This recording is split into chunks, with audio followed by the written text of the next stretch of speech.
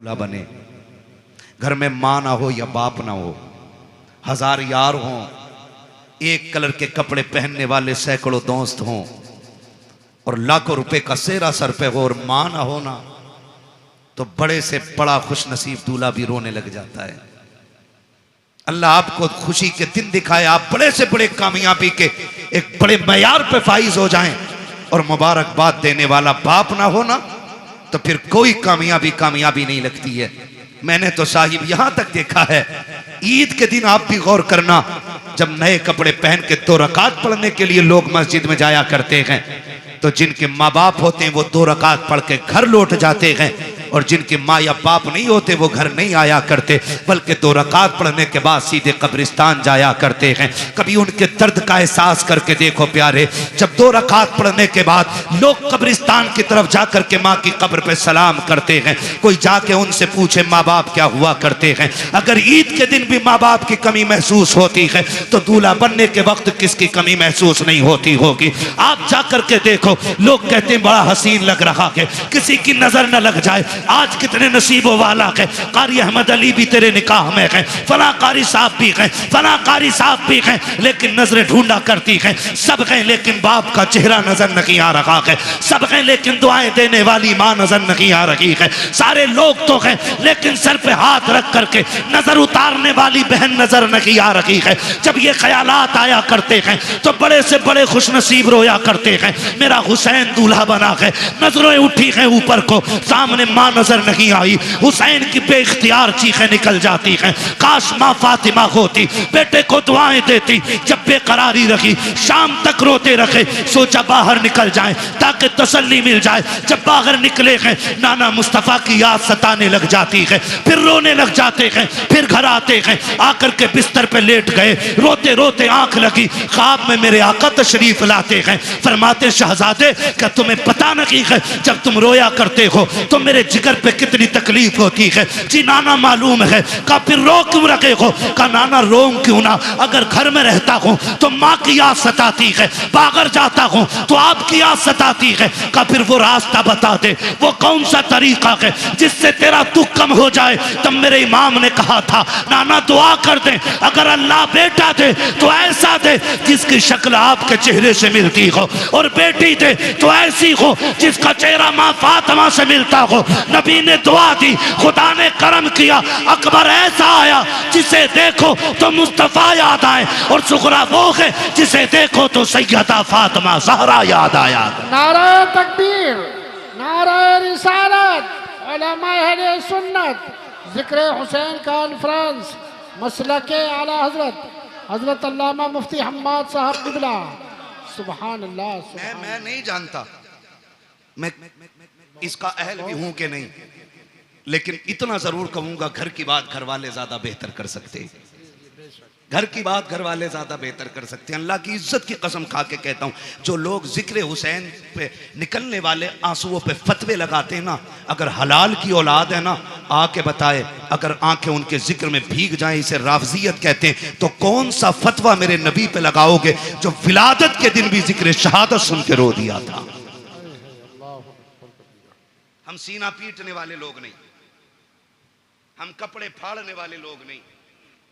जिक्र हुसैन में आंसू निकल आए, इस पे कौन फतवा लगाएगा? कसम खा के कहते नहीं, मैं माफ कीजिएगा, मैंने अपनी जमात के खतीब को ना, मेरी तकरीर के बाद बंदा बैठा ना, उनने देखा लोगों की आंख में आंसू, बैठती कह रहा कि नहीं नहीं नहीं, ये तो राफजियों का तरीका, हम तो जश्न हुसैन, जश्न शहादत हुसैन मनाते हैं। मैंने कहा इस लफ्ज का जरा मफहूम समझता है, इसका मतलब समझता है मौलवी? हम जश्न इसलिए मनाते हैं कि हमारा हुसैन जिंदा। मैंने कहा क्या हुजूर नहीं जानते थे कि शहादत के बाद भी मेरा हुसैन जिंदा है? बेशक बेशक। ये बैठे जिम्मेदार लोग बैठे, और मेरा इलाका कभी भी आके मेरे गिरबान पकड़ सकते हो, मैं कोई भागने वाला नहीं। खुल के कह रहा हूं, खुल के, करबला के बाद इमाम ज़ैनुल आबिदीन 35 साल जिंदा रहे। 35 साल। जोर से बोलो, याद रहनी चाहिए कि एक बंदे को मेरी बात। कितने साल जिंदा रहे? 35 साल, लेकिन कभी मुस्कुराए नहीं। आपके बेटे ने कहा था, इमाम बाकर रहमतुल्लाह तआला अलैहि ने, बाबा आपको कभी मुस्कुराते नहीं देखा। फरमाया था, बेटे हमने करबला देखा है, अगर तू करबला देख लेता तो तू भी मुस्कुराना भूल जाता। तू करबला देख लेता तो तू भी मुस्कुराना भूल जाता। और कभी पानी दिया जाता तो देख के एक घूंट मारते रो देते थे। करबला को समझा ही क्या है, कह रहा जश्न मनाएंगे हम। खुदा की कसम, हमारा नबी जिंदा, हमारा दीन जिंदा, हमारा इस्लाम जिंदा, हमारा कुरान जिंदा, हमारा खुदा जिंदा, हमारा हुसैन जिंदा। ये हमारा भी अकीदा है। लेकिन सुन, जमीन उतनी गर्म होती है जितने पे आग जलती है। जमीन उतनी गर्म होती है जितनी पे आग जलती है। एक्सीडेंट देखे आपने? एक्सीडेंट देखे हाथ से रोड पे? बोलो, है ना? आपने देखा होगा कभी लाशें ऐसे चिपक जाती हैं कि खुरचनी पड़ती हैं, कभी चेहरे बिगड़ जाते हैं, है ना जी? लेकिन एक बात बताओ, कितने लोग गुजरने वाले ऐसे होते हैं जो उन लाशों को देख के रोते हैं? बिखरी हुई लाश देखा, किसी ने यूं रुमाल लगा, ओ हो, देखा नहीं जा रहा, किसी ने कहा ओ भाई ओ हो, बुरा हुआ। लेकिन उन्हीं लाशों के पास आप देखोगे कुछ ऐसे भी होते हैं जो बेहोश होते हैं। मैं पूछूंगा क्या ये गुजरने वालों की तरह है? लोग कहेंगे नहीं। का ये जो गुजर के गया नहीं रोया ना, इसका मरने वाले से कोई रिश्ता नहीं था। और ये जो बेहोश होके गिर गई है ना, ये मरने वाले की माँ है। ये जिसके मुंह में पानी डाला जा रहा है ना, ये 6 महीने के बेटे का बाप है। ये जिसको संभाले नहीं संभाला जा रहा है, ये भाई की बहन है। पता ये चला रोते वही हैं जिनके रिश्ते में कोई कुछ लगता है। जिनका रिश्ता ही नहीं है उनकी आंख में आंसू नहीं आया करते।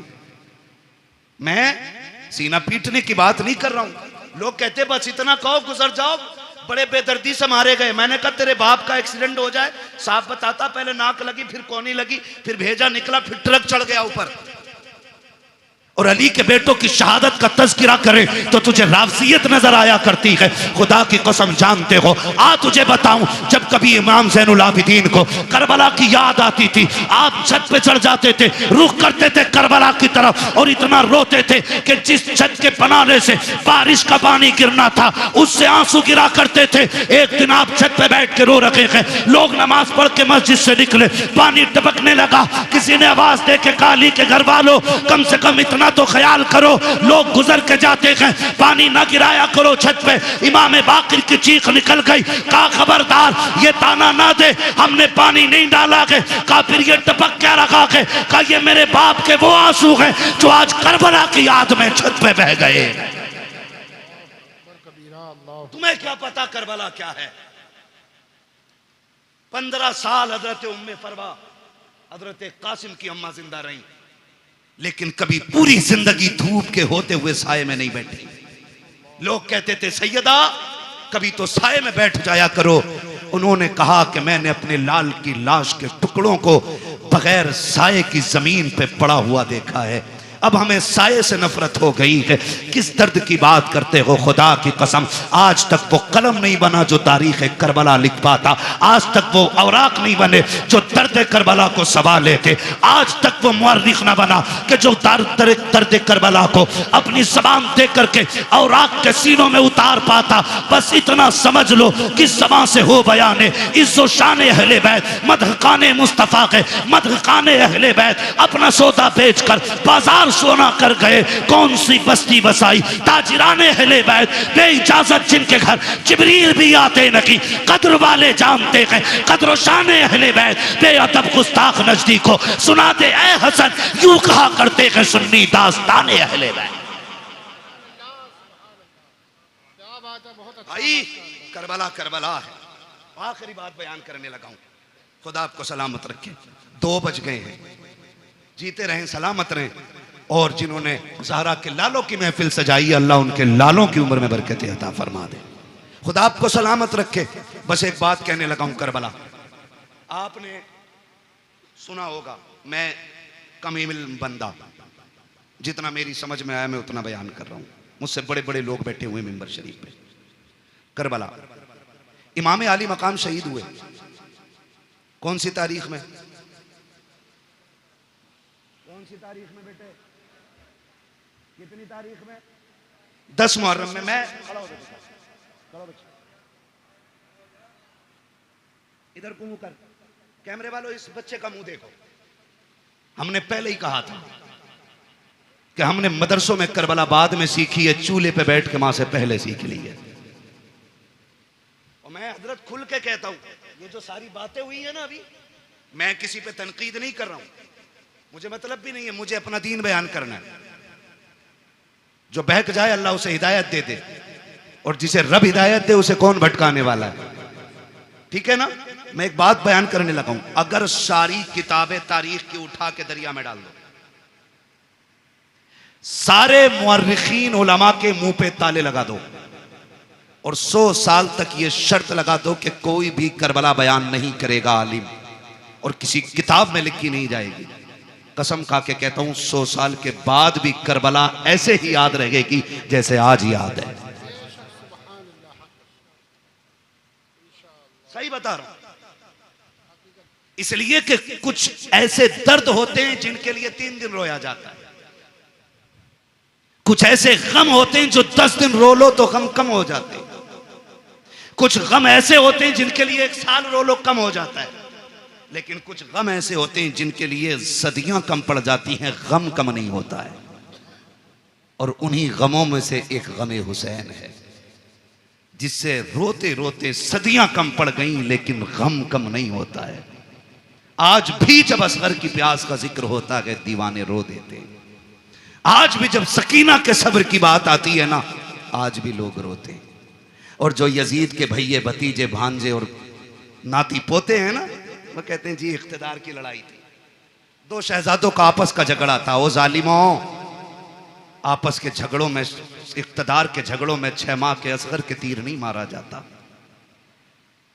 बीमारों को जंजीर नहीं पहनाई जाती, बेटियों के हाथों में रस्सियां नहीं डाली जाती, सरों को नेजों पे नहीं उठाया जाता।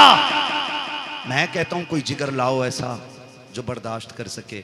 मुझे एक बात याद आ रही, मेरा इमाम जब खेमे से जाने लगा ना, सैयदा ज़ैनब आ गई, भैया जा रहे जी, आंखों में आंसू क्यों? अब देखो सब्र भी कोई चीज है, सब्र भी कोई चीज है। फरमाने लगे बहन, अकबर गए, मैंने सवार किया था घोड़े पे, कासिम को मैंने बिठाया था, अब्बास को मैंने दुआएं देके भेजा था, ओनो मोहम्मद मैंने रुखसत किए थे, हुसैन जा रहा कि आज सवार कराने वाला कोई नहीं है। का इस ख्याल ने रुलाया। सैयदा ज़ैनब आगे बढ़ के कहती, दिल थोड़ा न कर, अगर तू अली का बेटा है तो मैं अली की बेटी हूं,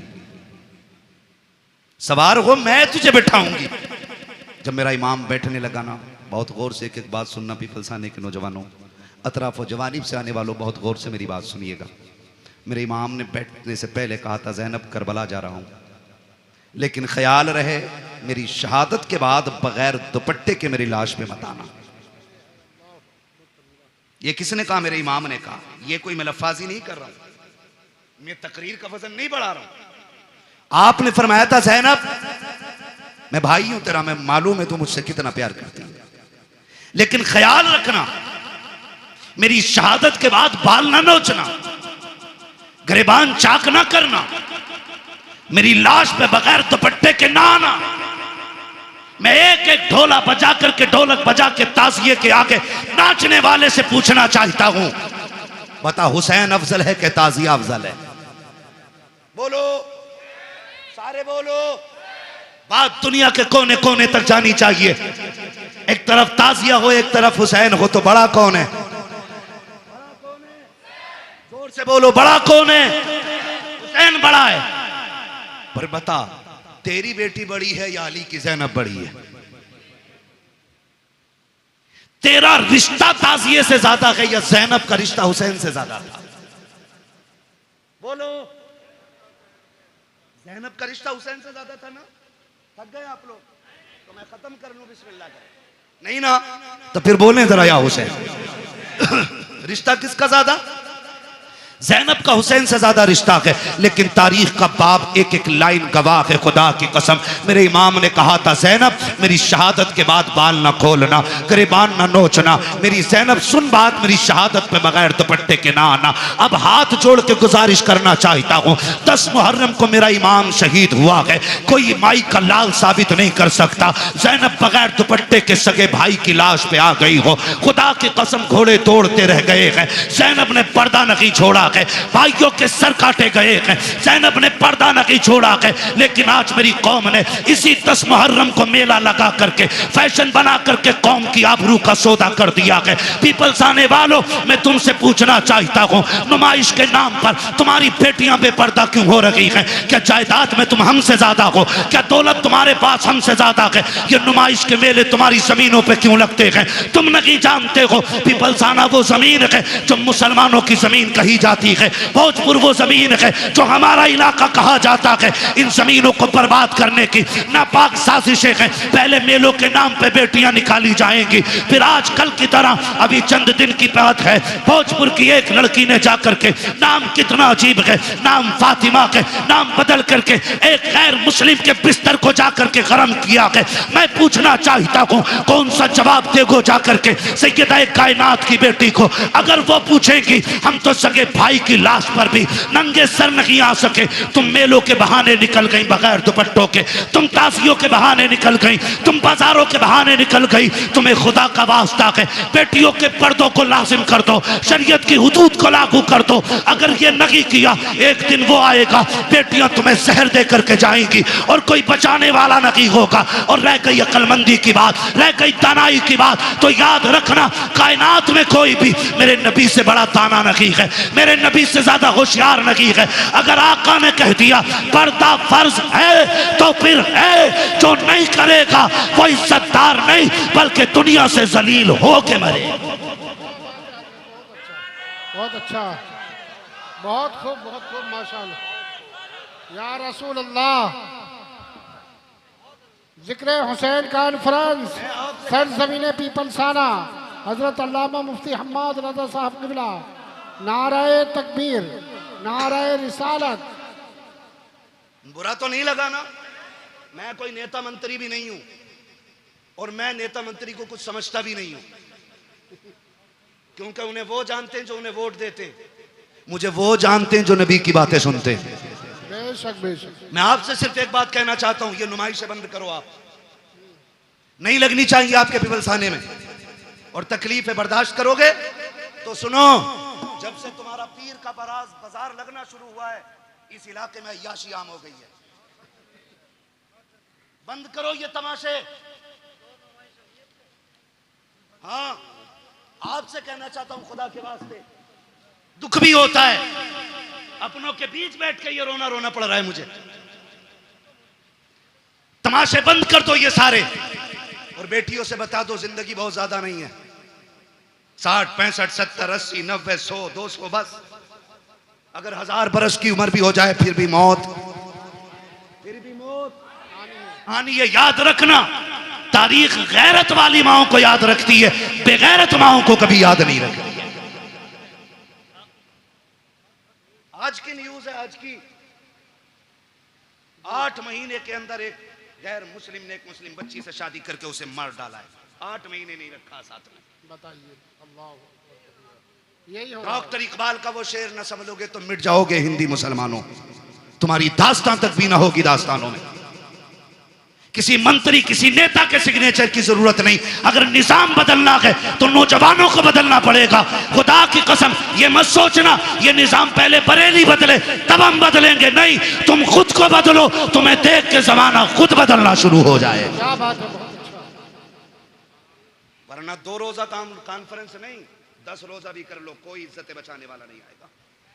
मैं आपके इलाके का हूं, आपको जानता हूं, आप मुझे जानते हो, इसलिए ये दुख कह के जा रहा हूं। बाजार के नाम पे तुम्हारे पीर बाजार ने कितनी अय्याशी बढ़ा दी है। रोको इसे, वरना बेटियां महफूज नहीं लगेंगी। हुसैनी हो तो सबील बाद में लगाओ, शरीयत की हदों पे पहरे पहले लगाने शुरू करो। हुसैन बहन से क्या कह रहा, वो बहन जो खातून जन्नत की गोद में पली हो, आम नहीं। कहना रे मौलवी साहब तुम्हें तो यकीन ही ना, तुम्हें तो शक ही रहे सब पे, शक की बुनियाद। कसम खा के कहता हूं ऐसी गोद आज तक किसी बेटी को नहीं मिली जैसी सैयदा ज़ैनब को मिली है। बेशक बेशक हक। ऐसा नाना किसी का नहीं है जैसा सैयदा ज़ैनब का है। और सैयदा ज़ैनब वो है जो 6 साल की उम्र में कुरान की कारिया बन गई थी, जिसने कई साल कूफे के अंदर हुजूर के दीन का दर्स औरतों को दिया है, उसे ज़ैनब कहा जाता है। और अगली बात कह रहा हूं, बहुत गौर से मेरी बात सुनिए, उसे ज़ैनब कहा जाता, उससे हुसैन कह रहे हैं मेरी शहादत के बाद चादर न छोड़ना। हुसैन कहते हैं बहन मैं करबला जा रहा हूं, सब्र करना, दोनों की जिम्मेदारियां अलग हैं। ज़ैनब तुझे खेमे में रह के फातिमा का पर्दा बचाना है, मुझे सजदे में सर कटा के हुजूर का दीन बचाना है। और अल्लाह की कसम ज़ैनब ने पर्दा बचा के दिखाया है, हुसैन ने दीन बचा के दिखाया है, दीन बचा के दिखाया। अब रुक के मैं कहना चाहता हूं, एक एक नौजवान से गुजारिश है मेरी, ये तमाशे बंद करने की कोशिश करो। खास करके इस उलमा की जमात से मैं कहूंगा मुअज़्ज़ज़ लोगों को बैठाओ और इन चीज़ों पर पाबंद, हमारी हदों में ये चीज़ें नहीं लगनी चाहिए। जाओ नुमाइश उमाइश से लेके कहीं और चले जाओ। अल्लाह का शुक्र है हमें रब ने मुसलमान बनाया है। हम जहां मुर्गे बकरे खा के अल्लाह का शुक्र अदा करते हैं, वहीं पे फाके करके भी हम रब का शुक्र अदा करना जानते हैं। हमें तमाशों की जरूरत नहीं है। माफ कीजिएगा, गाड़ियां भर भर के तुम्हारी नुमाइश में मैंने देखी है। हमारा तो काम ही रातों को निकलने बढ़ने का है, काम ही ऐसा तकरीर करने का। और मैं सोचता था कभी कभी देख के कि या तो ये बेगैरत बापों की औलाद है या बेहया बेशरम भाइयों की बहनें हैं। खुल के कह रहा हूं मैं, अगर अब भी नहीं सुधरे ना तो कोई बचाने वाला नहीं होगा। हुसैन कह रहे हैं ज़ैनब करबला में बगैर दुपट्टे के नहीं आना है, मैं नाना का दीन बचाने जा रहा हूं, तुझे फातिमा का पर्दा बचाना है। और खुदा की कसम बचा के दिखा दिया पर्दा, बचा के दिखा दिया पर्दा, बचा के दिखा दिया। आज लोग कहते नहीं, बात मुंह बंद कर। हुसैन ने सिखा दिया है मसलहत के आगे झुकना नहीं है, हक के लिए खड़े रहना, इसी का नाम हुसैनियत कहलाता है।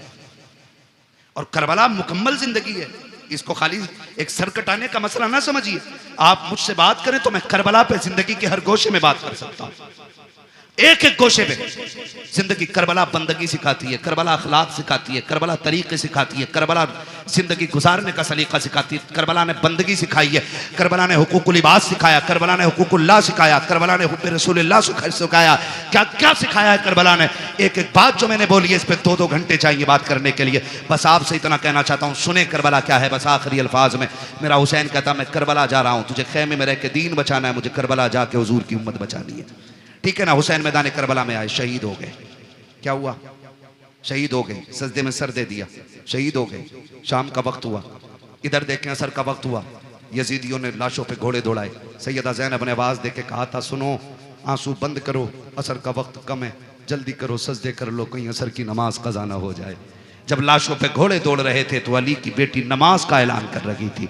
मगरिब के वक्त जब खेमों को आग लगाई जा रही थी, जब खेमे लूटे जा रहे थे, तब सैयदा ज़ैनब मगरिब की नमाज अदा कर रही थी। और जब खेमों को आग लग रही थी उस वक्त अहले बैत अतहार ने ईशा की नमाज अदा की है। तारीख का बाप देखो तो सही कितना दर्दनाक बाप है, जरा तारीख पढ़ के तो देखो। खुदा की कसम आप देखो 72 लाशें करबला के मैदान में पड़ी हैं। सैयदा ज़ैनब तेरे हौसले तेरे जुर्रत को सलाम हो। आज अगर किसी एक घर से एक लाश उठ जाती है, एक जनाजा उठ जाता है, पूरा खानदान लग जाया करता है। तसल्ली दो, माँ ने सुबह से कुछ नहीं खाया है, जब से बेटे की मौत की खबर आई है इसके हलक से पानी तक नहीं उतरा है। ज़ैनब तेरे हौसले को सलाम है। तेरे आगे एक नहीं है, दो नहीं है, तेरे बेटों के साथ भाइयों के भी लुटे हुए लाशें पड़े हैं, भतीजों की उतरी हुई लाशें हैं जिन पे घोड़े दौड़ गए हैं। आज ज़ैनब ऐसी बेसरो सामानी का आलम है। आज ज़ैनब को कोई तसल्ली देने वाला भी नहीं है, आज कोई कंधे पे हाथ रख के कहने वाला भी नहीं। ज़ैनब सब्र करना चला गया, खुदा का था खुदा ने ले लिया। खुदा की कसम आज सब्र भी ज़ैनब कर रही है। तलकीन भी ज़ैनब कर रखी है, आज साबिरा भी ज़ैनब है, तसल्ली देने वाली भी ज़ैनब है। आज कंडीशन ये है किसी का एक चला जाए कमर टूट जाती है, ज़ैनब के तो 72 सामने पड़े हैं, लेकिन सब्र का पहाड़ बन के अली की बेटी ने खड़े होकर दिखा दिया है। जब मैदान करबला में रात का सन्नाटा हुआ, आधी रात बीत गई है, अली की बेटी चादर तत्हीर ओढ़ करके गाजी अब्बास का टूटा हुआ खंजर लेकर के लाशों के पास बैठ के पहरा दे रखी है। दूर से एक साया नजर आया है, जैसे साये को आते देखा है, सैयदा ज़ैनब ने एक कर्जदार आवाज में कहा था, खबरदार अगर इरादा गलत है तो वही रुक जाना, बहुत कर चुके हो जुल्म, अगर एक कदम भी आगे बढ़ाया अली की बेटी टुकड़ों में करके रख देगी। ये मत समझना हम बुज़दिल हैं, अब हद हो गई है, अब और से दम बर्दाश्त नहीं किया जाएगा। जैसी इतनी आवाज दी है, उधर से मर्द की नहीं बल्कि कोरस की दबे लहजे में आवाज आती है, सैयदा मैं कोई मर्द नहीं हूँ, मैं खातून हूँ, आने की इजाजत दी जाए। का फिर आजा। जब औरत करीब आई है, खाली हाथ नहीं आई है, बल्कि हाथ में पानी का प्याला लेकर के आई है। जब पानी का प्याला लेकर के आई, सैयदा ज़ैनब के कदमों में बैठ जाती है। ज़ैनब ये पानी कबूल कर लो। कहा कौन हो तुम? कहा हम में पानी नहीं चाहिए, कल ले लीजिए, 3 दिन गुजर गए हैं, चौथी रात आ गई है, आज तो पानी पी लो। आपने फरमाया ले जाओ, हमें इस पानी से नफरत हो गई है, हमारा अकबर प्यासा चला गया है, हमारा असगर प्यासा चला गया है, अब पानी का क्या करेंगे हम, जाओ के पानी लेकर के चले जाओ। उस औरत की आंख में आंसू आए, रो के कहा ज़ैनब माफ कीजिएगा, मेरे शोहर ने सर कटा करके जन्नत में नाम लिखा लिया है, मैं भी ये चाहती हूँ ये पानी कबूल कर लो ताकि मेरा नाम भी जन्नत में आ जाए। कहा किसकी बीवी है? कहा मुझे हुर की बीवी कहा जाता है। सैयदा बड़ी मुश्किल से पानी लाई हो, ले लीजिए पानी। हजरत ज़ैनब ने इनकार किया। जानते हो जब सैयद नाराज हो जाए, एक उसूल याद रखिएगा, उसको खातून जन्नत का वास्ता दे दो, हर किसी की टाल सकता है, फातिमा ज़हरा के वसीले को सैयद नहीं टाल सकता। ये उसूल सैयदों का होता है, ये उसूल सैयदों का वो जानती थी। उसने आके कहा आपको आपकी अम्मी का वास्ता, सैयदा कायनात का वास्ता, ये पानी ले लो। जब माँ का नाम आया ज़ैनब की आंखें भीग गईं। ओ भाई मजबूर बंदा अगर परदेश में अपनों का नाम सुने तो ठंडक यहाँ लगती है, यहाँ लगती है। और ये तो वो थे जिन्हें बगैर बेटी कहे, बगैर आह किए जिनके 72 काटे गए, और पहली बार कोई कह रहा आपको आपकी अम्मी का वास्ता है, सैयदा कायनात का वास्ता, पानी ले लो।